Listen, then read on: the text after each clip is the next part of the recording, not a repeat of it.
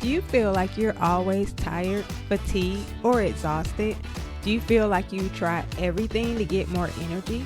If that sounds familiar, stick around because we're going to solve the fatigue mystery on this episode of the DocMo Show.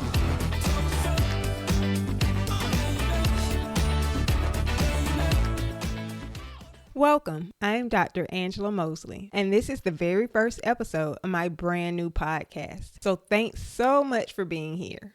I am a licensed medical doctor specializing in functional medicine and natural wellness. And I would say that hands down, the number one issue that most people complain to me about when they reach out is fatigue, or just generally feeling tired and exhausted and just not having enough energy no matter what they do. That's why today we're going to delve into this topic because it's so common and affects so many people in a negative way. So if you struggled with low energy, whether that's waking up tired and needing 3 or 4 cups of coffee before you can get your day started, or if you're someone who gets hit every day with that super annoying 2 to 4 p.m. slump and you're feeling wiped out every day after lunch, or if you're experiencing anything in between as far as low energy is concerned, we're going to talk about it today. Now, this is a really big topic, so I'm sure there will be many more episodes in the future to look at all the various aspects and nuances of this. But today, we're specifically going to discuss where low energy comes from and why almost everything you tried hasn't helped to this point, even if you've seen your doctor, or even if you tried working with a wellness or holistic practitioner. And then we'll discuss what to actually do to make fatigue and exhaustion go bye-bye forever. If that sounds good, let's jump right in. Fatigue can hit a person in many different ways. And if you've ever had the misfortune to experience this, you know. I would say most people have morning fatigue, meaning you sleep all night, but you wake up tired, like you could go right back to sleep. Then there's another percentage of people who actually don't get a full night's sleep. And that's the main reason that they are experiencing fatigue. And then there are others who have afternoon fatigue. That's the 2 to 4 p.m. slump where it can feel almost impossible to keep your eyes open. And you just want to lay down and take a nap. And evening fatigue is similar to the afternoon fatigue, where you feel like you just can't stay awake in the evening. The people who I find are the most frustrated in this category are those who are so sleepy at 7 and 8 p.m., but when they finally go to lay down and fall asleep, now all of a sudden they are wide awake. If you're feeling fatigue that's similar to any of those versions, I feel your frustration. I've even been through it myself, and when you're working hard and trying to get things done at work or in your business, you don't have time to be tired. So if you think about it, your body is actually giving you a sign and letting you know that you need to look for the actual root cause so you can fix it. And that's pretty cool because as frustrating as fatigue can be, your body is causing these symptoms to help you. Symptoms would be like the check engine light on the dash, or if you saw smoke coming from under the hood of your vehicle. The light and the smoke are only symptoms of the real problem. So covering up the light or fanning away the smoke won't do a single thing to address the real problem, which is the engine. The symptoms also don't tell you what the actual engine problem is. It could be several different things, but you would have to take your vehicle to a qualified mechanic to actually find the true problem. In a similar way, simply covering up the symptoms of fatigue with caffeine, for instance, which is the most popular form of energy boosting. And that's because it does work, at least temporarily. But caffeine and energy boosters never fix the real hidden imbalance. And those hidden imbalances can cause many major health issues if left unaddressed. Imagine if you ignored your check engine light. You know that after a while, something bad is going to happen if you don't figure out what's causing that light. This is how most people mess up big time with their health. And that's by treating the symptoms with a very temporary fix like caffeine. And you know it's temporary. All you have to do is ask yourself, how long does it take for that first cup of coffee to wear off? Now, some of you are so deep in the issue that the first cup of coffee doesn't even do anything for you. But now let's think about the difference between your younger self and now. When you were a child or a teenager, did you need to fill up on caffeine in order to have energy? Most of us were going and going like the Energizer Bunny back then. No coffee needed. So your body's energy production has nothing to do with needing coffee or caffeine. And it has nothing to do with having to take anything at all. So if you want to fix, and I mean really fix the issue and get rid of the fatigue, it's not about finding the newest, latest, and greatest energy boosting whatever they came up with this week.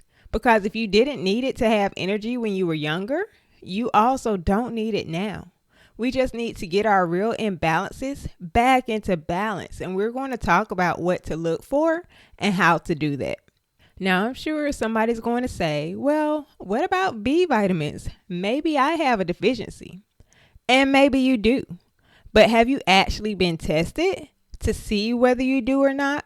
Even so, B vitamins will only work if it's the right formulation and the right dosage that you need and the specific types that you need. Otherwise, if you don't get all of those variables completely right, I'm sorry to be the one to tell you, but the B vitamins won't work either. Oh, and if you were tested, but let's say by your regular doctor, you might as well throw those results in the trash. Now, don't really throw them in the trash. But you will have to take them to someone who's trained and qualified to actually interpret the results. But the reason I say those results are trash is because the standards for the lab ranges, especially on most conventional vitamin tests, were set in the 1920s and 30s. Oh, and did I mention they haven't been updated in almost 100 years? It's not like we don't have 100 years of research and clinical studies since then to bring everything up to date. So for instance, on lots of standard lab panels, the vitamin B12 level is normal as low as 400. But I see people bringing in their results all the time from their other doctors with levels in the 400s or 500s or even 600 range.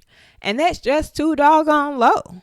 And the crazy thing is that most doctors are just going to look and be like, yeah, well, it's normal. I have no idea why you could be so tired. Maybe you're just depressed. And you're sitting there like, I'm not depressed. But they don't hear you. To them, that's it. The issue absolutely has nothing to do with their completely outdated clinical tests and poor diagnostic skills. Oh no, it couldn't possibly be that. And they'll wait until the levels drop so low that their patients could really start to have some major health issues. And that leads me into the problem with so many of the so-called wellness and holistic practitioners out there. Of course, that could seem like a better way to go when trying to resolve symptoms like fatigue naturally, but many of them don't really have a very good grasp or understanding on how different areas of the body work and function together. So they may check vitamin levels in a much more detailed way, for instance, or they may check the thyroid or maybe other hormones. And some of them will give you an eating plan, while other ones believe in checking the gut. And I'm sure some of you have met these folks. But let me ask you, are you still tired? For a large number of people, the answer is yes. Now, why is that? Because they are not totally wrong. And a lot of what many wellness practitioners do is really good and helpful. The issue usually is that they don't really have the full picture. So what do I mean? Most people with fatigue have multiple imbalances all at once. So checking one or two things, even if it's something critical like gut health or thyroid or hormones, or just getting an eating plan, isn't going to cut it by itself. Even if they looked at all those areas together, it's still not going to be the total solution. And how do I know? Well, I know because at least half of the people who call me to become a new client have already been to a holistic practitioner and they still aren't better. Because if they were, they wouldn't be calling me. So what do you need to do to really fix fatigue? The answer is something very, very simple, and I call it the find and fix process. The first step is to find all of your root cause imbalances, not just one or two. And even finding 3 or 4 isn't going to cut it. I generally look at 10 critical areas just to give you a comparison. And under each area, I'm looking for and addressing multiple potential problems. And then based on what we find, we can create the exact solution to fix each and every one of those imbalances. See? Easy peasy. Now everybody's thinking, wait, what are the 10 areas? Okay, calm down. I am going to tell you. I would not leave you hanging like that. Here are the 10 areas of imbalance that you must have evaluated and addressed by a qualified practitioner in order to find your exact solution and ditch the fatigue for good. The first is gut health. If you are unable to properly digest and absorb your nutrients, you are probably going to be very tired. The next is nutrient levels. You can probably imagine how digestion and nutrient levels are tied together, but many people have nutrient deficiencies for many other reasons, whether or not they have gut issues. And there are multiple nutrient deficiencies that can cause fatigue, not just low B vitamins. The third area is cortisol and adrenals. Cortisol is one of the main metabolic hormones in the body. And one of the primary functions of cortisol is to wake you up in the morning and give you energy. The next area is neurotransmitters. Neurotransmitters are basically the chemical messengers that send signals in the body. When there's an imbalance here, you can feel not right in all sorts of ways. Fatigue being a big one of those, but also mood issues or anxiety, sleep issues, and problems with memory and focus. These are just some of the challenges that can come with neurotransmitter imbalances. The next is thyroid. Thyroid is another one of the major metabolic hormones. It functions in literally every cell of the body. And here's a fun fact. Almost no doctors are trained on how to diagnose or treat thyroid issues properly based on the current body of research. To simplify it, we were trained to treat thyroid based solely off the TSH levels. And sometimes we check the T4 level to make sure that it isn't getting too high. That method of thyroid treatment is based on research from who again? Oh, the pharmaceutical company that sells the biggest brand of thyroid medicine, which, by the way, doesn't even work for a lot of people. Raise your hand if you've been on thyroid medicine, but it's not helping you. Oh, but I'm telling you, don't tell me it's my diagnostic skills. You're just depressed. There's no way I could be an incompetent doctor prescribing medicine that doesn't even work for you. Then won't even listen when you say over and over again that it doesn't work. That would be impossible, right? Anyway, don't get me started. Next is hormone imbalances, both in men and women. Many different hormone deficiencies can cause fatigue. Now, the next few get into some of the habits we look at that can be linked to fatigue. The next one is your eating and diet. And this is not just about what you're eating. That's another trap that a lot of people fall into. What should I eat? But it's also about how much to eat and when to eat. And one thing that I see more than anything is that most people aren't eating enough to support their day-to-day activities. Think about it. If you're a busy achiever and working out and always on the move, constantly on the go with tons of projects that need to get done. Yeah, it sounds like you can do all of that with only 1 or maybe 2 meals a day. I mean, come on. And don't act like it doesn't happen. I've helped a lot of people. I know what's going on. So that could be another big reason for fatigue. The next area I classify as physical and other habits. Yes, exercise included, but also other behaviors like negative thought processes. And you'll love this one, a high stress lifestyle. Now, everybody's thinking, listen, I know I'm tired. I know this, doc, but please don't tell me to stop stressing out. I live on stress. I know you do. A lot of people do, but there is a better way. And if you're not one of those people who's stressing, that's awesome for you. Let's focus on what does apply to you on this list. Now, the next habit is sleep. If you're not getting enough sleep, this can absolutely cause you to be fatigued. And for a lot of people, it can be a real challenge to figure out how to get better sleep. And the last one is not a habit, but I put it last because to me, it's in a category all of its own. And that is toxicity, chemical and environmental. Toxicity comes in many different varieties, and almost all of them can absolutely cause fatigue. So those are our top 10 root causes of fatigue. And do you want to know something awesome? I put together a free checklist with the top 10 root causes of fatigue and that nasty little monster, brain fog, that often goes right along with it.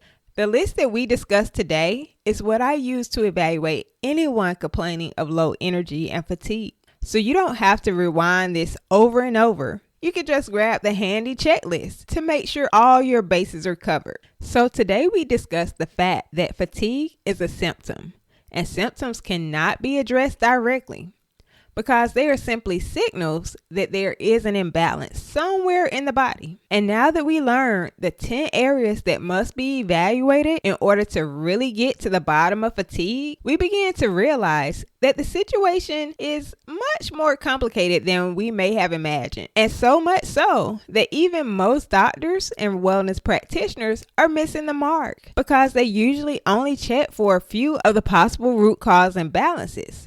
And now we know there is a go-to checklist of the top 10 root causes of fatigue.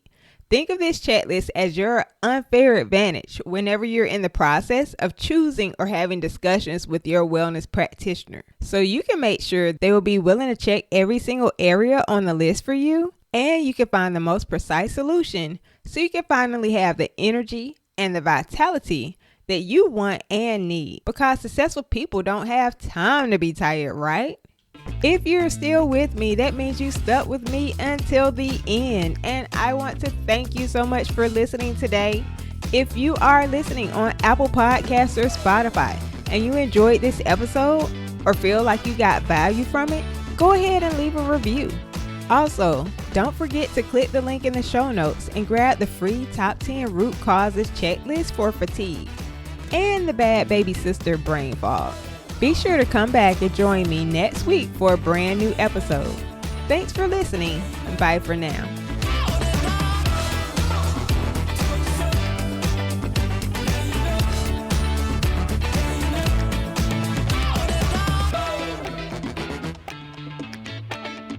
Now you know